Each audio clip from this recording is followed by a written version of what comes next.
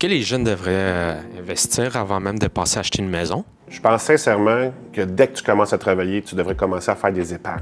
Investir, ça dépend, mais faire des épargnes pour comprendre qu'il faut que tu en mettes de côté. T'sais, un jeune, qu'est-ce que je dis? Prends ta paye, mets 20 de côté. Touche-y pas, tu mets ça de côté. Tu veux pas l'investir à la bourse, c'est ton affaire, mais au moins mets-les de côté. Limite, demande à tes parents de te mettre dans un compte à intérêt élevé, au moins tu vas te protéger un peu de l'inflation. Oui, on devrait investir parce que si tu veux t'aider à financer ta maison, mais c'est bien que ton argent fasse de l'argent tout seul. T'sais, toi, tu produis, tu travailles, tu fais de l'argent, mais c'est une bonne idée d'aller investir cet argent-là. Quoique, si l'achat d'une maison est prévu dans les 2 à 3 prochaines années, je suggère de prendre le moins de risques possible. Parce que là, si on investit notre argent, il y a une correction boursière, on est 100% action, on perd 30 à 40% de notre capital.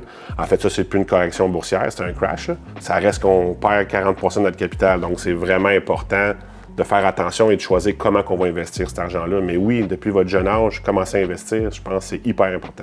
Une autre affaire qui est importante là-dedans d'investir, c'est de donner la rigueur. C'est que si on investit, on ne touche pas à cet argent-là. C'est qu'ultimement, tu vas t'habituer à vivre moins, avec un peu moins. Tu vas gérer tes besoins. Ah, j'ai gagné 500 $ cette semaine, je dépense 500 $.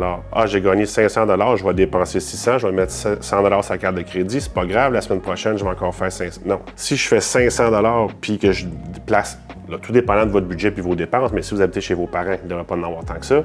Exemple, mettez 50 $ par paye de côté, vous apprenez déjà à vivre avec moins que ce que vous gagnez. Puis plus que vous le faites, mieux que c'est. Comme si quand vous venez à prendre des décisions d'achat, non, j'ai pas les moyens, j'investis mon argent, je ne l'ai pas accessible. L'investissement va vous permettre de faire des projets avec plus gros capital.